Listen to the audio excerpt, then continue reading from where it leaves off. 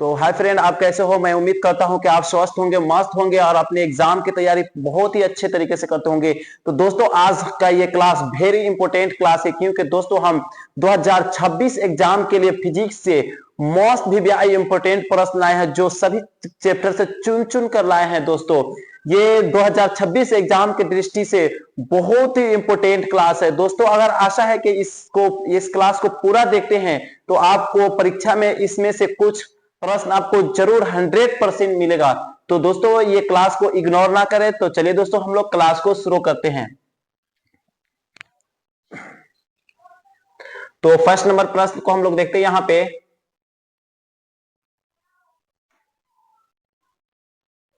First number प्रश्न में है, आंख व्यवहार करती है। तो आंख किस पर व्यवहार करती है? यानी ऑप्शन दिया है यहाँ पे, तो हम लोग सभी ऑप्शन को नहीं पढ़ेंगे, सिर्फ जो आंसर उसी को देखते हैं। तो चलिए दोस्तों, हम लोग देखते हैं यहाँ पे। इसका राइट आंसर हो जाएगा उत्तल लेंस की तरह। तो ऑप्शन डी इसका राइट आंसर।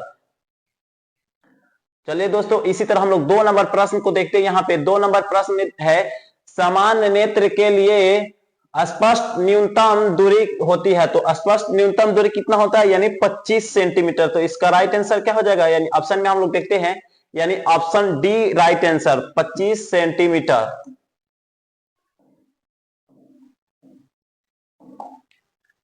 चलिए दोस्तों, 3 नंबर प्रश्न को हम लोग देखते हैं। यहाँ पे 3 नंबर प्रश्न में है, श्वेत प्रकाश में कितने वर्ण होते हैं? तो श्वेत प्रकाश में कितने वर्ण होते हैं? 7 वर्ण होते हैं। तो इसका राइट आंसर क्या हो जाएगा? यानी ऑप्शन डी, यानी इसका भी राइट आंसर डी। चलिए दोस्तों, इसी तरह हम लोग 4 नंबर प्रश्न को देखते हैं। 4 नंबर प्रश्न में नेत्र गोलक का व्यास लगभग होता है। तो लगभग कितना होता है?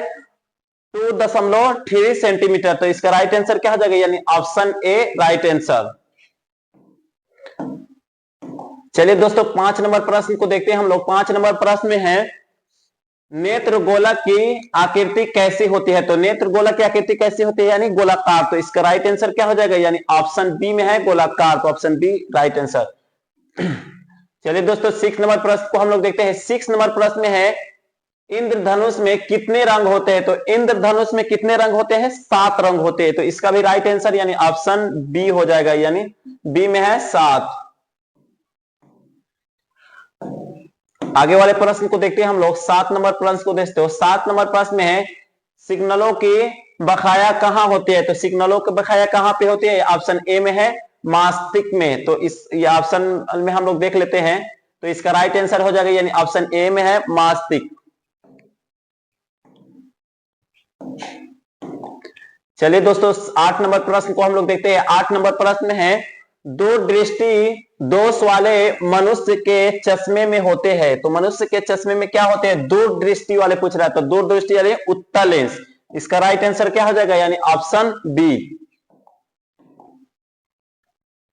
9 नंबर प्रश्न को देखा जा रहा है दोस्तों। 9 नंबर प्रश्न में, निकट दृष्टि दोष में किस लेंस का प्रयोग होता है? तो निकट दृष्टि आप पूछ रहे हैं। तो निकट दृष्टि में अवतल लेंस के। इसका राइट आंसर क्या हो जाएगा? यानी ऑप्शन बी। इससे पहले उत्तल लेंस, इसमें हो गया अवतल लेंस। 10 नंबर प्रश्न को हम लोग देखते हैं। 10 नंबर प्रश्न में है, जरा दृष्टि दोष को दूर करने के लिए उपयोग किया जाने वाला लेंस होता है। तो उपयोग किए जाने वाला लेंस क्या होता है? यानी बायोफोकल। इसका राइट आंसर ऑप्शन डी में है बायोफोकल। तो इसका राइट आंसर यानी ऑप्शन डी। 11 नंबर प्रश्न हम लोग देखते हैं यहाँ पे दोस्तों। 11 नंबर प्रश्न में है, श्वेत प्रकाश की किरणें जब किसी प्रिज्म से होकर गुजरती है तब जो वर्ण सबसे अधिक विचलित होता है वह उसके बाद। तो क्या कौन सा विचलित सबसे ज्यादा होता है? तो इसका राइट आंसर हो जाएगा, यानी बैगनी। Option C right answer. 12 number प्रश्न को हम लोग देखते हैं यहाँ पे दोस्तों। 12 नंबर प्रश्न में है, कार्निया के पीछे जो संरचना होती है उसे कहते हैं। तो उसे क्या कहते हैं? परितारिका। ऑप्शन ए में है परितारिका। तो इसका राइट आंसर क्या हो जाएगा? यानी ऑप्शन ए परितारिका। तो दोस्तों, अगर ये आप सबका पीडीएफ नोट्स फ्री लेने चाहते हैं तो ये सबका नोट्स पूरे 100 पर करेक्ट आंसर के साथ आपको फ्री में प्रोवाइड किया जाएगा। तो दोस्तों, इसी वीडियो के डिस्क्रिप्शन में टेलीग्राम और व्हाट्सएप चैनल का लिंक दिया गया है, जरूर ज्वाइन करें और पीडीएफ इस सबका फ्री प्राप्त करें। तो चलिए दोस्तों हम लोग 13 नंबर प्रश्न को देखते हैं। 13 नंबर प्रश्न में है स्पेक्ट्रम प्राप्त करने के लिए किसका उपयोग होता है? तो स्पेक्ट्रम प्राप्त करने के लिए किसका उपयोग होता है? यानी प्रिज्म के। तो ऑप्शन डी में है प्रिज्म, तो इसका राइट आंसर क्या हो जाएगा? यानी ऑप्शन डी। 14 नंबर प्रश्न को हम लोग देखते हैं। 14 नंबर प्रश्न में है टिंडल प्रभाव प्रकाश की कौन सी परिघटना को प्रदर्शित करता है? तो कौन सा प्रकाश के प्रकीर्णन? तो इसका ऑप्शन में हम लोग देखते हैं ऑप्शन डी में है प्रकाश का प्रकीर्णन। ऑप्शन डी इसका राइट आंसर। 15 नंबर प्रश्न को हम लोग देखते हैं दोस्तों। नेत्र लेंस की फोकस दूरी में परिवर्तन किया जाता है। तो नेत्र लेंस की दूरी में क्या चीज परिवर्तन किया जाता है? पश्चमाभि द्वारा। यानी किसके द्वारा? तो पश्चमाभि द्वारा, यानी ऑप्शन सी इसका राइट आंसर। 16 नंबर प्रश्न को हम लोग देखते हैं। 16 नंबर प्रश्न है जो नेत्र निकट की वस्तु को साफ नहीं देख सकता उस नेत्र में होता है। तो उस नेत्र में क्या होता है? यानी दूरदृष्टि दोष। तो इसका राइट आंसर क्या हो जाएगा? यानी ऑप्शन ए दूरदृष्टि दोष। 17 नंबर प्रश्न को देखते हैं हम लोग। प्रकाश के किस वर्ण के लिए तरंगदैर्घ्य अधिक होता है? तो किसका? यानी लाल। प्रकाश के किस वर्ण के लिए तरंगदैर्घ्य अधिक होता है? तो इसका राइट आंसर यानी ऑप्शन ए लाल।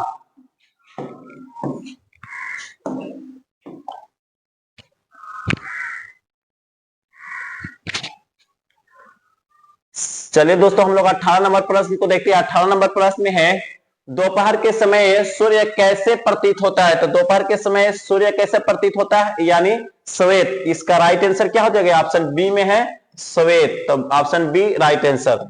इसी तरह हम लोग 19 नंबर प्रश्न को देखते हैं। यहाँ पे दोस्तों 19 नंबर प्रश्न में टिंडल प्रभाव कहां देखा जाता है? तो टिंडल प्रभाव कहां देखा जाता है? ऑप्शन ए में है जंगल में, बाजार में, खेतों में, इनमें से सभी। तो इसका राइट आंसर यानी इनमें से सभी। जंगलों में भी देखा जाता है, पेड़ों के जो बीच के एथी रहता है उसमें भी देखा जाता है, खेतों में, बाजारों में। तो इसका राइट आंसर यानी ऑप्शन डी। 20 नंबर प्रश्न को हम लोग देखते हैं। 20 नंबर प्रश्न में यदि वायुमंडल ना हो तो आकाश कैसा प्रतीत होता है? तो अगर वायुमंडल ना हो तो आकाश कैसा प्रतीत होता है दोस्तों? तो इसका राइट आंसर यानी ऑप्शन बी हो जाएगा काला। 21 नंबर प्रश्न को हम लोग देखते हैं। 21 नंबर प्रश्न में है हेरा का अपवर्तनांक कितना होता है? तो हेरा का अपवर्तनांक कितना होता है? यानी 2.42। तो इसका राइट आंसर यानी ऑप्शन बी में है 2.42, तो राइट आंसर बी। 22 नंबर प्रश्न को हम लोग देखते हैं। सर्च लाइट में किस दर्पण का उपयोग होता है? तो सर्च लाइट में किस दर्पण का उपयोग होता है? अवतल दर्पण का। तो ऑप्शन में हम लोग देखते हैं यानी ऑप्शन ए में है अवतल दर्पण, तो इसका राइट आंसर क्या हो जाएगा? Option A. तो 23 नंबर प्रश्न को हम लोग देखते हैं। 23 नंबर प्रश्न में साइड मिरर के रूप में उत्तल दर्पण का उपयोग क्यों किया जाता है? तो ऑप्शन ए में है क्योंकि इसमें प्रतिबिंब आभासी बनता है, ये भी ठीक है। ऑप्शन बी में है क्योंकि इसमें से दृष्टि क्षेत्र अधिक होता है, ये भी राइट है। और क्योंकि इसमें वस्तु से छोटा प्रतिबिंब बनता है, ये भी ठीक है। तो इसका राइट आंसर क्या हो जाएगा? इनमें से सभी, ऑप्शन डी। 24 नंबर प्रश्न को हम लोग देखते हैं। 24 नंबर प्रश्न में साइड मिरर के रूप में प्रयुक्त होता है। तो साइड मिरर के रूप में प्रयुक्त क्या होता है? यानी उत्तल दर्पण में, यानी साइड मिरर के रूप में कर रहा है तो उत्तल दर्पण, यानी ऑप्शन बी इसका राइट आंसर। 25 नंबर प्रश्न में देखते हैं हम लोग। 25 नंबर प्रश्न में डू डी यानी डाइऑप्टर क्षमता वाले लेंस का फोकस्तांतर होता है। तो यहाँ पे डी बराबर दिया है तो एफ बराबर यानी पूछ रहा है। तो सबसे पहले क्या करेंगे हम लोग, इसका फॉर्मूला क्या होता है एफ बराबर निकालने का, यानी सेंटीमीटर दिया है। देखिए यहाँ पे दोस्तों सेंटीमीटर दिया है तो हम लोग क्या करेंगे 100 बटे डी। तो डी कितना दिया है? एफ बराबर डी दिया है यानी 2। तो हम लोग काटेंगे इसको तो एफ निकल जाएगा, फोकस अंतर निकल जाएगा यानी 50 सेंटीमीटर। तो ऑप्शन में हम लोग देखते हैं यानी ऑप्शन डी इसका राइट आंसर। 26 नंबर प्रश्न को हम लोग देखते हैं दोस्तों। 26 नंबर प्रश्न है, निर्गत किरण एवं अभिलंब के बीच के कोण को कहते हैं। तो अभिलंब के बीच के कोण को क्या कहते हैं? ऑप्शन ए में है आपतन कोण, ऑप्शन बी में है परावर्तन कोण, ऑप्शन सी में है निर्गत कोण। तो इसका राइट आंसर क्या हो जाएगा? यानी ऑप्शन सी निर्गत कोण।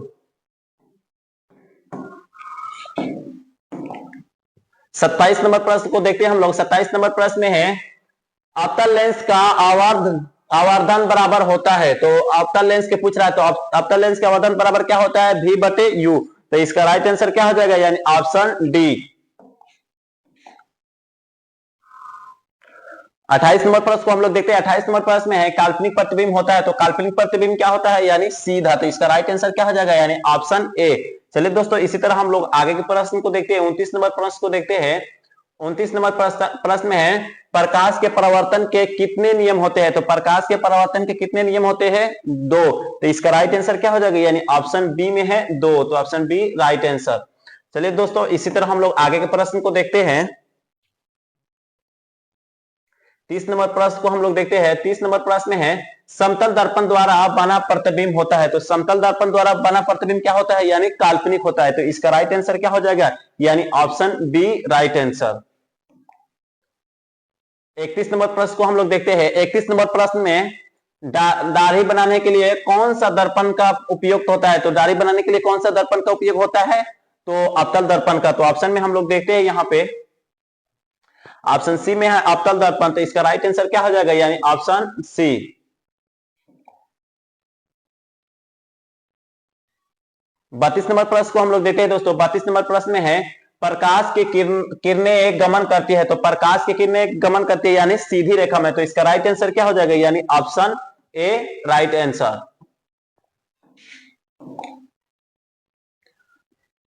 33 नंबर प्रश्न को हम लोग देते हैं दोस्तों। 33 नंबर प्रश्न में है, स्पेक्ट्रम प्राप्त करने के लिए किसका उपयोग होता है? तो स्पेक्ट्रम प्राप्त करने के लिए किसका उपयोग होता है?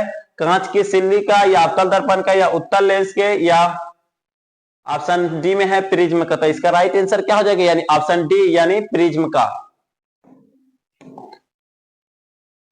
34 नंबर प्रश्न को हम लोग देखते हैं। 34 नंबर प्रश्न में है, समान नेत्र के लिए स्पष्ट न्यूनतम दूरी होती है। तो समान नेत्र के लिए स्पष्ट न्यूनतम दूरी यानी 25 सेंटीमीटर। तो इसका राइट आंसर क्या हो जाएगा? यानी ऑप्शन डी में है 25 सेंटीमीटर।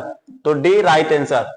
चलिए दोस्तों, 35 नंबर प्रश्न को हम लोग देखते हैं। 35 नंबर में, निर्वात में प्रकाश की चाल होती है। तो निर्वात में प्रकाश की चाल होती है 3 × 10⁸ मीटर प्रति सेकेंड। तो ऑप्शन में हम लोग देते हैं यानी ऑप्शन सी इसका राइट आंसर। ऑप्शन सी में है 3 × 10⁸ मीटर प्रति सेकेंड।